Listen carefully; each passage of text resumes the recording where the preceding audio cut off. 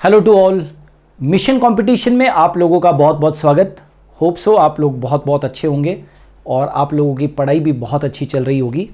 आगे बढ़ें उससे पहले जितने भी नए व्यूअर्स हैं उनके लिए ये सूचना कि यदि आप लोग चाहते हो कि यहाँ पर जितना भी कंटेंट प्रोड्यूस हो रहा है उसका पीडीएफ आप लोगों को अवेलेबल हो जाए, तो आपको एक छोटा सा काम करना पड़ेगा। आपको गूगल प्ले स्टोर पर जाकर super Guru the learning app को आपको डाउनलोड करना पड़ेगा। वहाँ पर आपको मिशन कंपटीशन का एक फोल्डर मिलेगा, बस वहाँ से ही सारे पीडीएफ्स आप लोगों को अवेलेबल हो जाएंगे। वीडियो शुरू करने के पहले चंद पंक्तियाँ आप लोगों के लिए। ना कभी भागे और ना ही कभी रुकें, बस हमेशा चलते रहें, यही एक विद्यार्थी की सफलता का मूल मंत्र है। रुकना नहीं है। पानी भी जो रुक जाता है ना बच्चों, वो सड़ जाता है। बहता पानी कभी भी खराब नहीं होता। इसलिए ना तो भागें ना रुकें, बस चलते रहें। सफलता एक दिन ज़रूर मिलेगी, रुकना नहीं है। इन्हीं खूबसूरत पंक्तियों के साथ में मेरा आज का वीडियो बेस्ड है सामान्य ज्ञान के ऊपर आधारित कुछ महत्वपूर्ण प्रश्न, जो कि कई सारे प्रश्न भारतीय संविधान के ऊपर आधारित हैं। आज भाग 5 है। लगभग 4 भाग पहले मैं इसके ऊपर अपलोड कर चुका हूँ, उन्हें भी ज़रूर देखें। छोटी छोटी चीज़ें जो होती है वो आपको सफलता दिलाती है, राइट। छोटे छोटे रोज़ जो हम लोग 20 प्रश्न करते हैं, यही एक दिन बहुत बड़ा क्वेश्चन बैंक आपके पास में अवेलेबल हो जाएगा और इस तरीके के क्वेश्चन ही परीक्षा के अंदर पूछे जाते हैं। तो चलिए स्टार्ट करते हैं। भारत के किस अनुच्छेद के अंतर्गत भारतीय नागरिकों को धार्मिक स्वतंत्रता प्रदान की गई है? देखिए, जब संविधान का निर्माण हो रहा था, ठीक है, तो इस बात को विशेष तौर से ध्यान रखा गया था कि भारतीयों की आस्था काफ़ी कुछ धर्म से काफ़ी कुछ आस्था है। यहाँ पर हिंदू, मुस्लिम, सिख, ईसाई सब प्यार से रहते हैं। तो भारत के किस अनुच्छेद के अंतर्गत भारतीय नागरिकों को धार्मिक स्वतंत्रता प्रदान की गई है कि हर धर्म का, हर पंथ का व्यक्ति जो है वो अपने अपने हिसाब से अपने धर्म की आराधना कर सकता है। तो धार्मिक स्वतंत्रता का जो दिया गया है, जिस अनुच्छेद के अंतर्गत दिया गया है, राइट, वो भारतीय नागरिकों को धार्मिक स्वतंत्रता प्रदान की गई अनुच्छेद 25 से लेकर और 28 तक, राइट। आर्टिकल 25 से लेकर 28 तक के अंदर ये दर्शाया गया है कि भारतीय नागरिकों को किस प्रकार से धार्मिक स्वतंत्रता है। तो याद रखना, अनुच्छेद 25 से 28। भारतीय संविधान में संसदीय व्यवस्था को किस देश के संविधान के समान रखा गया है? याद रखना, क्या कहा मैंने? भारतीय संविधान में संसदीय व्यवस्था को या संसदीय कार्यप्रणाली को किस देश के संविधान के समान रखा गया है? तो संसदीय प्रणाली को बिल्कुल इंग्लैंड या ब्रिटेन के समान रखा गया है। याद रखना, भारत की संसदीय प्रणाली को, संसदीय व्यवस्था को बिल्कुल ब्रिटेन के समान रखा गया है। भारतीय संविधान को किसके द्वारा बनाया गया था? भारतीय संविधान को जिसके द्वारा बनाया गया था वो संवैधानिक सभा थी। क्या थी? संवैधानिक सभा। भारतीय संविधान को जिसके द्वारा बनाया गया था वो संवैधानिक सभा थी। भूलना मत, इम्पॉर्टेंट है, प्रश्न पूछे जाते हैं। भारत में संपत्ति के मूल अधिकार को किस संविधान संशोधन के द्वारा समाप्त किया गया? राइट, क्या कहा मैंने? भारत में संपत्ति के मूल अधिकार को, भारत में संपत्ति के मूल अधिकार को किस संविधान संशोधन के द्वारा समाप्त कर दिया गया था? तो 44वें संशोधन के तहत, भूलना नहीं, 44वें संशोधन के तहत क्या कर दिया गया था? दैट इज संपत्ति के मूल अधिकार को समाप्त कर दिया गया था 44वें संशोधन के अंतर्गत। भारतीय संविधान के तीसरे भाग में, भारतीय संविधान के तीसरे भाग में नागरिकों को कितने अधिकार दिए गए हैं? तो कई बार प्रश्न जो है उसमें 7 अधिकार दिए जाएंगे आपको ऑप्शन के अंदर, लेकिन आपको 7 को टिक करके नहीं आना है, क्योंकि अब जो संपत्ति का जो मूल अधिकार है, संपत्ति का मूल अधिकार है, वो हटा दिया गया है। जब संविधान बनाया गया था तो भारतीय संविधान के अंदर कितने थे? 7 मूल अधिकार थे। अब भारतीय संविधान के तीसरे भाग में नागरिकों को कितने अधिकार दिए गए हैं? तो केवल 6 अधिकार दिए गए हैं, क्योंकि इसमें से संपत्ति का जो मूल अधिकार है, संपत्ति का मूल अधिकार वो हटा दिया गया है। तो अब केवल कितने शेष रह जाते हैं? 6 अधिकारी शेष रह जाते हैं।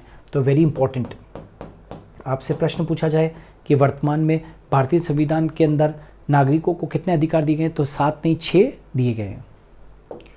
नेक्स्ट, भारत के संविधान की व्याख्या करने की अंतिम शक्ति किसके पास होती है? यदि भारत के संविधान की व्याख्या करने की अंतिम यदि कोई शक्ति है किसी के पास में, तो न तो वो सरकारों के पास है, न अन्य किसी के पास। भारत के संविधान की व्याख्या करने की अंतिम शक्ति यदि किसी के पास है तो वो देश के सर्वोच्च न्यायालय के पास में, देश के सर्वोच्च न्यायालय के पास में। भारत में राष्ट्रपति शासन की कम से कम अवधि कितनी होती, कम से कम अवधि कितनी होती है? तो भारत में राष्ट्रपति शासन की कम से कम अवधि क्या होती है? 6 माह के करीब होती है, 6 मंथ्स होती है। संविधान के किस अनुच्छेद के तहत उच्चतम न्यायालय का गठन हुआ था?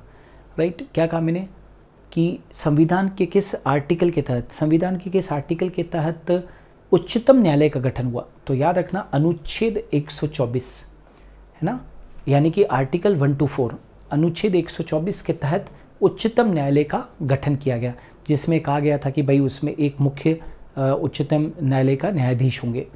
तो संविधान के किस अनुच्छेद के तहत उच्चतम न्यायालय का गठन हुआ था? तो अनुच्छेद 124 के तहत। भारत में अटॉर्नी जनरल की नियुक्ति कौन करता है? नाउ संसद तो क्या करती है? एडवाइस करती है। संसद तो एडवाइस करती है और नियुक्ति कौन करता है? नियुक्ति कौन करता है? राष्ट्रपति। राष्ट्रपति, प्रेसिडेंट नियुक्ति करता है। ठीक है, भारत में अटॉर्नी जनरल की नियुक्ति कौन करता है? भारत में अटॉर्नी जनरल की जो नियुक्ति है वो संसद की एडवाइस पर कौन करते हैं? राष्ट्रपति महोदय करते हैं। भारत में लोकसभा का सत्र बुलाने का अधिकार किसे है? तो भारत में यदि लोकसभा का सत्र बुलाने का अधिकार, लोकसभा का सत्र बुलाने का अधिकार राष्ट्रपति का है ना। क्या कहा मैंने? भारत में लोकसभा का सत्र बुलाने का अधिकार किसके पास में? तो राष्ट्रपति के पास में। भारत में केंद्र और राज्यों के मध्य किसी विवाद को सुलझाने का काम उच्चतम न्यायालय के किस अधिकार के तहत करता है? वापस से बोल रहा हूँ, भारत में केंद्र और राज्यों के मध्य किसी विवाद को सुलझाने का काम उच्चतम न्यायालय किस अधिकार के तहत करता है? क्या कहा मैंने? भारत में केंद्र और राज्यों के मध्य किसी विवाद को सुलझाने का काम उच्चतम न्यायालय किस अधिकार के तहत करता है? तो वो क्या है? मूल क्षेत्र अधिकार। क्या कहते हैं उसे? मूल क्षेत्र अधिकार के तहत करते हैं। नाउ वेरी इंपॉर्टेंट, भारत का राष्ट्रीय ध्वज किस तारीख को राष्ट्र को समर्पित किया गया था? वेरी इंपॉर्टेंट अगेन, क्या कहा मैंने? भारत का राष्ट्रीय ध्वज किस तारीख को राष्ट्र को समर्पित किया गया था? तो 22 जुलाई 1947, भूलना नहीं, 22 जुलाई 1947, 22 जुलाई 1947 को राइट राष्ट्र को ये समर्पित किया गया था भारत का राष्ट्रीय ध्वज। हमारे संविधान की प्रस्तावना क्या है? तो हमारे संविधान की जो प्रस्तावना है वो क्या है कि भारत स्वयंभू समाजवादी, धर्मनिरपेक्ष और लोकतांत्रिक गणराज्य है। भूलना नहीं, ये संविधान की प्रस्तावना है। Very very important. हमारे संविधान की प्रस्तावना क्या है कि भारत एक स्वयंभू समाजवादी, धर्मनिरपेक्ष एवं लोकतांत्रिक गणराज्य है। ठीक है, भूलना नहीं, वेरी इंपॉर्टेंट। भारतीय संविधान में संघ को नाम दिया गया। भारतीय संविधान में संघ को नाम दिया गया है। भारतीय संविधान में संघ को क्या नाम दिया गया है? तो इंडिया या भारत नाम दिया गया। 2 नाम दिए गए है ना। हालांकि इसमें कन्फ्यूजन भी है, लेकिन ये है कि भारतीय संविधान में संघ को 2 नाम दिए गए हैं, भारत या इंडिया। मुस्लिम लीग की स्थापना बतौर राजनीतिक पार्टी के रूप में कब हुई? मुस्लिम लीग की स्थापना बतौर राजनीतिक पार्टी के रूप में कब हुई? तो राजनीतिक पार्टी के रूप में मुस्लिम लीग की स्थापना सन 1906 के अंदर हुई, सन 1906। पद और गोपनीयता की शपथ समारोह की अध्यक्षता, मैंने अध्यक्षता क्या है? पद और गोपनीयता की शपथ समारोह की अध्यक्षता के लिए किसे आमंत्रित किया जाता है? तो लोकसभा अध्यक्ष को आमंत्रित किया जाता है, लोकसभा अध्यक्ष। भारत के राष्ट्रपति को उनकी सामान्य अवधि समाप्त होने से पहले किसकी सिफारिश पर हटाया जा सकता है? भारत के राष्ट्रपति को उनकी सामान्य अवधि समाप्त होने से पहले किसकी सिफारिश पर हटाया जा सकता है? तो दोनों सदनों की, मतलब जो अपना लोकसभा और राज्यसभा, दोनों सदनों की संसद के द्वारा राइट उनको हटाया जा सकता है। भारत में राज्यसभा की कुल सीटें कितनी हैं? तो वर्तमान के अंदर राज्यसभा की जो सीटें हैं वो कितनी हैं? 250 है। भारत में लोकसभा का सबसे पहला सत्र कब शुरू हुआ था? तो भारत में लोकसभा का सर्वप्रथम सत्र जो शुरू हुआ था, वेरी इंपॉर्टेंट, भारत में लोकसभा का सत्र कब शुरू हुआ था? तो 13 मई 1952। क्या कहा मैंने? 13 मई 1952 भारत में लोकसभा का सबसे पहला जो सत्र चालू हुआ था 13 मई 1952 में हुआ था। भारत में लोकसभा अध्यक्ष पद पर सबसे अधिक समय तक कौन आसीन रहे? तो सबसे अधिक समय तक जो आसीन रहे वो बलराम जाखड़ थे। ये 1980 से लगाकर और 1989 तक, 1980 से लगाकर 1989 तक लगातार 9 वर्ष तक वे लोकसभा अध्यक्ष पद पर आसीन रहे। ठीक है, तो डियर स्टूडेंट, ये सामान्य ज्ञान के ऊपर आज प्रश्न बैंक का भाग 5 था। इन प्रश्नों को लगातार प्रैक्टिस करते रहिए। देश के सर्वोच्च श्रेणी के एग्ज़ाम्स के अंदर कहीं ना कहीं इस तरीके के प्रश्न आते ही आते हैं। सो मिशन कंपटीशन के अंदर आज के लिए इतना ही। हम कल फिर हाजिर होंगे एक नए वीडियो के साथ में। देखते रहिए।